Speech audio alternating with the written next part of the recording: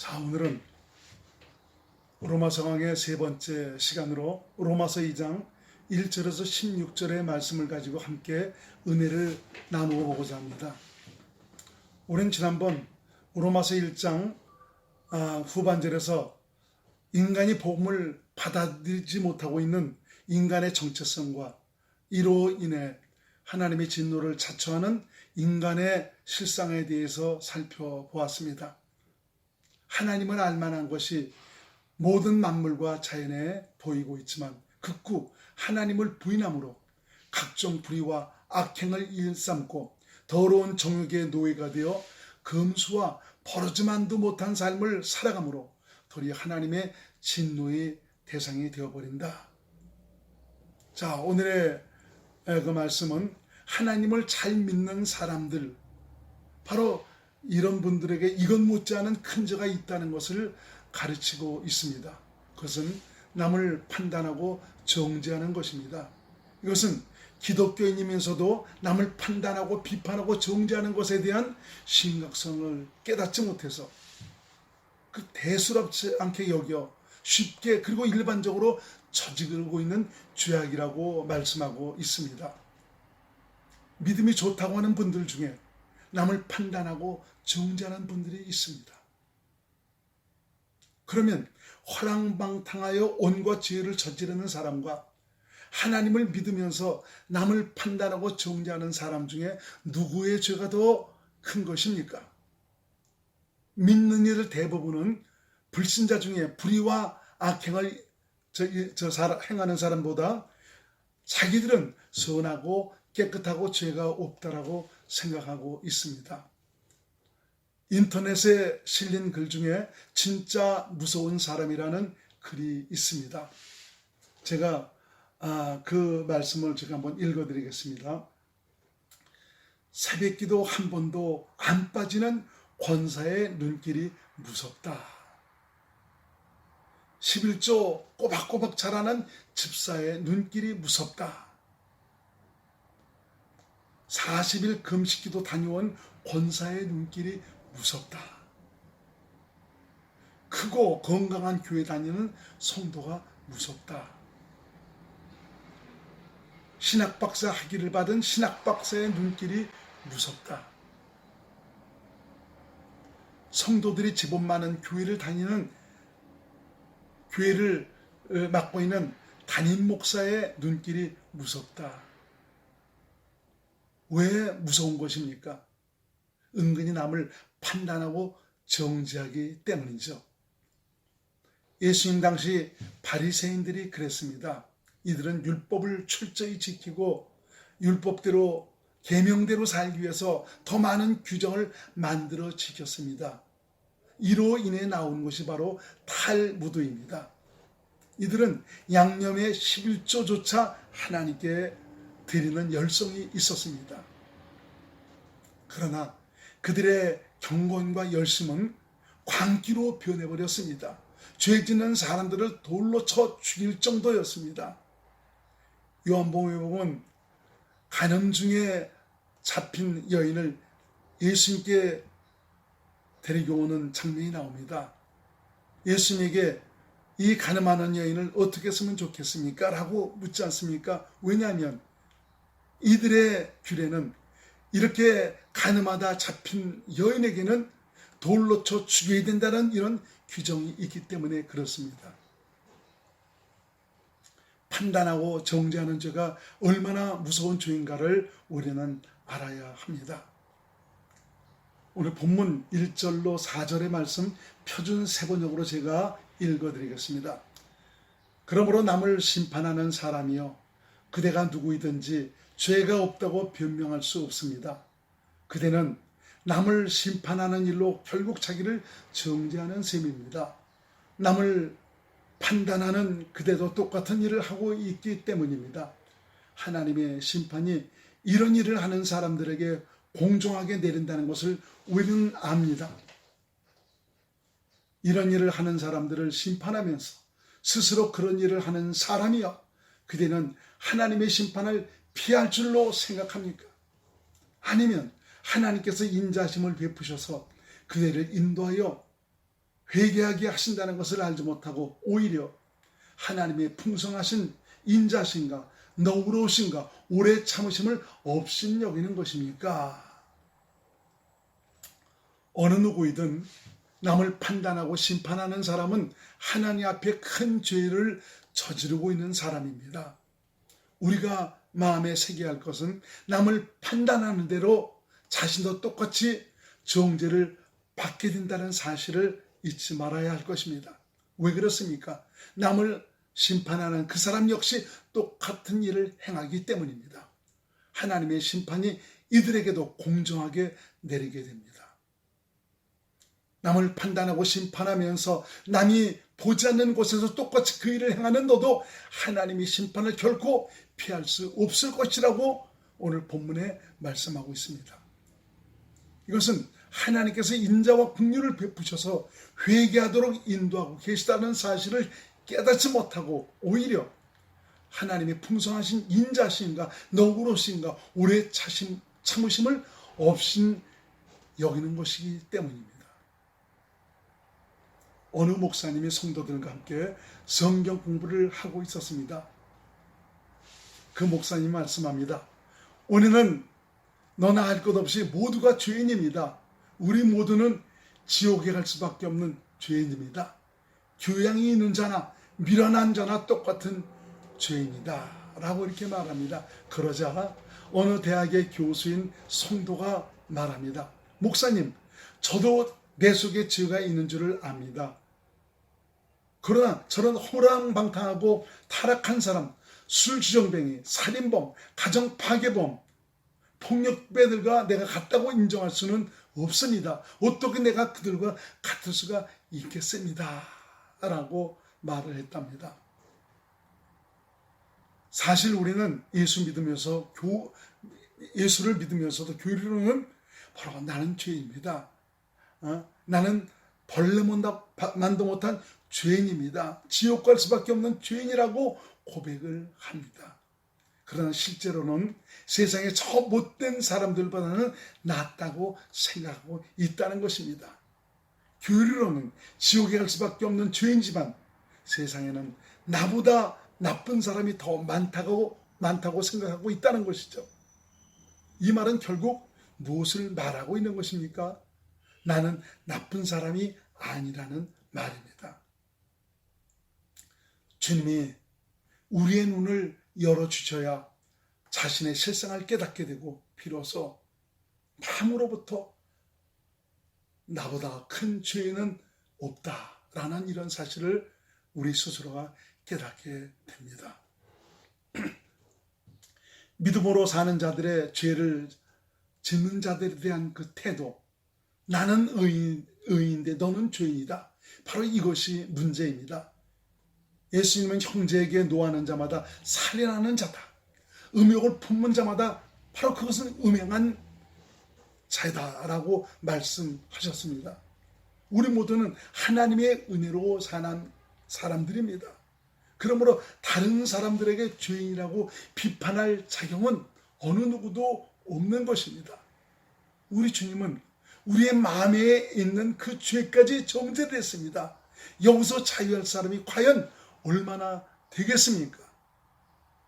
미워한 사람, 살인하는 사람과 똑같은 것입니다.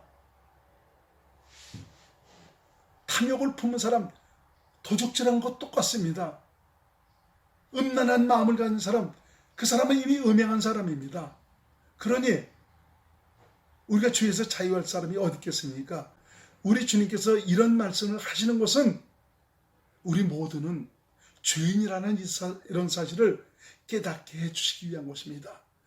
네가 아무리 훌륭하고 거룩하고 의의 있게 살아가는 것이지만 넌 지금 어떤 존재인지 아니? 넌 바로 죄인이다 이겁니다. 그리스도가 필요한 존재다 이겁니다. 어린 양의 피값이 필요한 존재라는 것을 우리에게 깨닫게 하고 있는 것입니다. 탕자의 비유를 잘 아실 것입니다. 아버지로부터 자기의 분깃을 바꾸는 다른 나라로 가서 허랑방탕하여 자신의 모든 재물을 허비하고 빈 털터리로 돌아온 탕자.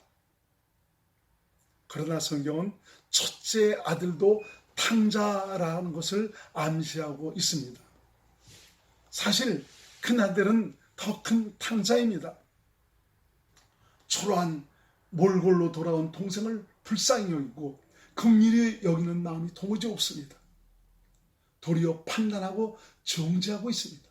많은 분들이 바로 이 큰 아들에 속해 있다는 것입니다. 큰 아들 같아져가는 그런 경향이 있습니다. 방탕한 사람을 보면은 정죄부터 하려고 합니다. 여러분, 내 형제나 다른 사람을 향해서 오늘 말씀을 들으면서 쉽게 비판하고 판단하고 정죄하는 이런 일들을 이제는 버려야 합니다. 이것은 예수님의 판단의 보좌에 앉아 있는 것입니다. 교만한 것입니다. 우리는 다른 사람에 대해서 판단할 자격이 없습니다. 네가 어찌하여 내 종을 판단하고 있느냐라고 성경은 우리에게 말씀하고 있습니다. 우리가 그런 잘못된 것이 보입니까? 온유한 심령으로 그런 사람을 바로잡아주고 그러한 분들을 위해서 기도해 줘야 됩니다. 주님, 저들을 불쌍히 여겨주세요. 내게 주신 은혜 저에게도 베풀어 주셔서 자기를 보고 알도록 도와주셔서 오직 주님의 은혜로만 살아갈 수 있도록 도와주시기 바랍니다. 라면서 우리 주님께 기도를 해야 하는 것입니다. 누가복음 6장 36절에서 37절 말씀을 제가 읽어드리겠습니다. 너희 아버지의 자비하신 같이 너희도 자비하라. 비판치 말라. 그리하면 너희가 비판을 받지 않을 것이요. 정죄하지 말라. 그리하면 너희가 정죄를 받지 않을 것이요. 용서하라.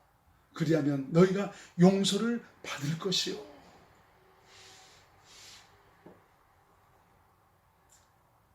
이 말씀을 공부하면서 참 이렇게 판단하고 정죄하는 이런 일들을 대수롭게 여기지 않았던 우리 자신을 보면서 이런 일들 때문에 성령님을 근심시키는 이러한 일들을 다시는 저지르지 말아야 되겠다는 이런 생각을 가져야 될 줄로 믿습니다.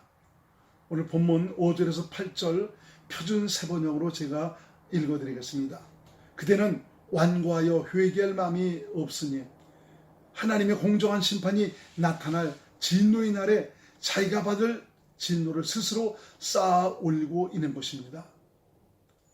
하나님께서는 각 사람에게 그가 한 대로 갚아주실 것입니다. 참으면서 선한 일을 하여 영광과 존귀와 불멸의 것을 구하는 사람에게는 영원한 생명을 주시고 이기심에 사로잡혀서 진리를 거스리고 불의를 따르는 사람에게는 진노와 분노를 쏟으실 것입니다. 여기서 완고한 자가 누구입니까? 바로 남을 판단하고 정죄하고 심판하는 자를 가리키고 있습니다. 이들은 절대로 회개하지를 않습니다. 죄를 지은 사람은 그래도 죄가 드러날 때 잘못을 회개하고 용서를 구합니다. 그러나 비판을 잘하는 사람, 남을 판단하기를 좋아하는 이런 사람은 성격이 너무 올곧아서 남을 판단하고 정죄하고 회개할 줄을 모릅니다. 이들은 남을 판단하고 정죄하는 죄가 얼마나 큰 죄인가를 깨닫지 못하고 있습니다. 오늘 하나님께서 바울을 통해서 로마서 2장에 많은 부분을 할애를 해서 남을 판단하고 정죄하지 말라고 말씀해주고 있고요.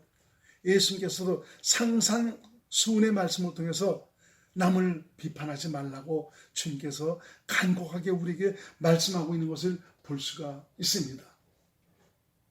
이러한 종교적인 자들은 자신들은 누구보다 말씀대로 살고 있고 하나님의 뜻대로 살고 있다고 생각해서 다른 사람에 대해 판단하고 정죄하는 일에 대해 별 죄의식을 느끼지 못하고 있습니다. 그래서 회개할 마음도 갖지를 못하고 있습니다. 그러나 이것은 훗날 하나님의 그 심판이 나타난 진노의 날에 자기가 받을 진노를 스스로 쌓아 올리는 것입니다. 하나님은 각 사람이 행한 대로 갚아주십니다. 참고 인내하면서 주님의 마음으로 선한 일을 하며 영광과 존귀와 불멸의 것을 구하는 자에게는 하나님께서 영생으로 갚아주십니다. 하지만 이기심에 사로잡혀 성령을 거스리고 불의를 행한 사람에게는 진노와 분노를 쏟으실 것입니다. 구원은 우리가 믿음으로 받지만 행동으로 인해서 우리가 심판을 받는다는 사실, 믿는 사람은 백보자 심판은 피합니다. 그렇지만 그리스도의 심판대 앞에 서게 됩니다. 그리스도의 심판대 앞에 선다는 것은 우리가 행한 대로 하나님께서 우리에게 갚아주시는 것을 말씀하고 있습니다. 옛날에 철야기도는 밤 12시부터 새벽 4시까지 했습니다. 저도 당시 제가 사는 곳이 파주 금천입니다. 제가 다니는 교회가 바로 서울에 있는 연희동에 있었습니다. 그래서 철야기도를 가기 위해서는 밤에 그 막차를 타고 9시에 막차를 타고 올라갑니다. 그 기다렸다가 밤 12시부터 철야를 하고는 새벽에는 첫 차를 타고 내려오는 그런 일도 있었습니다. 지금은 철야기도가 굉장히 정말 간소하게 이루어지고 있지만 당시만 해도 참 이렇게 철야기도는 밤 12시부터 새벽까지 그렇게 철야를 했고, 그 전에는 저녁부터 온 밤을 새워서 철야 기도를 했다라는 그런 얘기도 들은 적이 있습니다. 어느 철야 기도를 하는 그런 가운데 있었습니다. 그런데 어느 날 잠을 이기지 못하고 정말 많은 권사님들이 졸며 잠을 잡니다. 그런 모습을 보고 있던 한 집사가 하나님, 저렇게 기도하러 와서 자고만 있으니 하나님 마음이 얼마나 기가 막히시겠습니까? 그러자 하나님께서 말씀하십니다. 저들은 잔다고 하지만 저들을 비판하는 너는 뭐냐? 그럴 바엔 너도 자라 라고 말씀하셨답니다. 믿음은 사랑으로 열매를 맺어야 합니다. 오늘 본문 9절에서 11절 말씀 표준 세번역으로 읽어드리겠습니다. 악한 일을 하는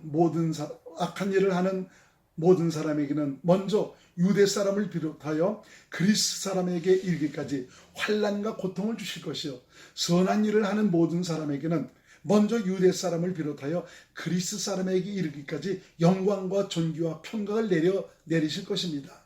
하나님께서는 사람을 차별함이 없이 대하시기 때문입니다.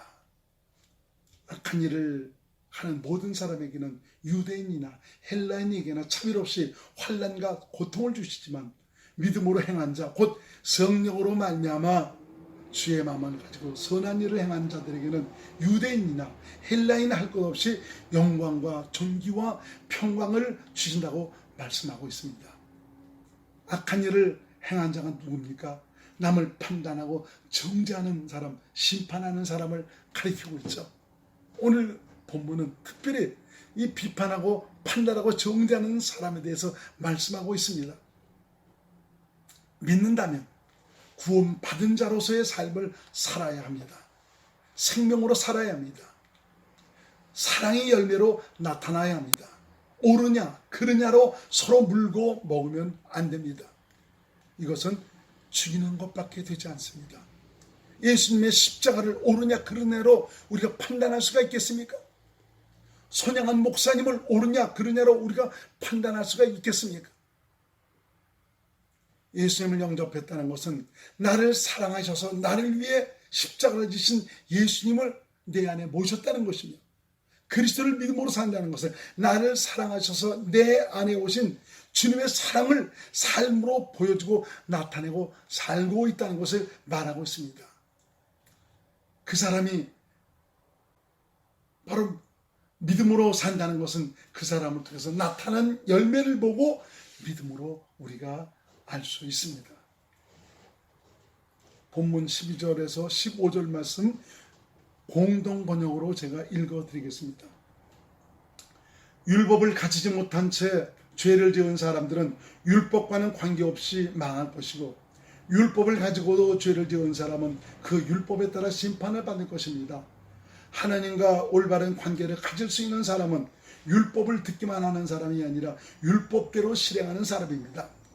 이방인들에게는 율법이 없습니다. 그러나 그들이 본성에 따라서 율법을 명하는 것을 실행한다면 비록 율법이 없을지라도 그들 자신이 율법의 구실을 합니다. 그들 마음속에는 율법이 새겨져 있고 그것이 작용하고 있다는 것을 알 수 있습니다. 내가 전하는 복음이 말하는 대로 하나님께서 예수 그리스도를 통하여 사람들의 비밀을 심판하시는 그날에 그들의 양심이 증인이 되고 그들의 이성이 서로 고발도 하고 변호도 할 것입니다. 율법은 바로 선과 악, 옳고 그르냐의 판단 기준을 의미합니다. 선악의 가치관이죠. 율법을 가진 자나 율법 없이 사는 자나 율법을 지키지 못하면 심판을 받습니다. 그러나 마음속에 율법이 새겨져 있어 하나님의 심판 날에는 그 양심이 증인이 되어서 고발도 하고 변호도 하게 되는 것입니다. 하나님과의 올바른 관계를 가진 사람은 율법을 듣고 행하는 사람입니다. 그러나 인간으로서는 율법을 지켜 행할 수 없습니다.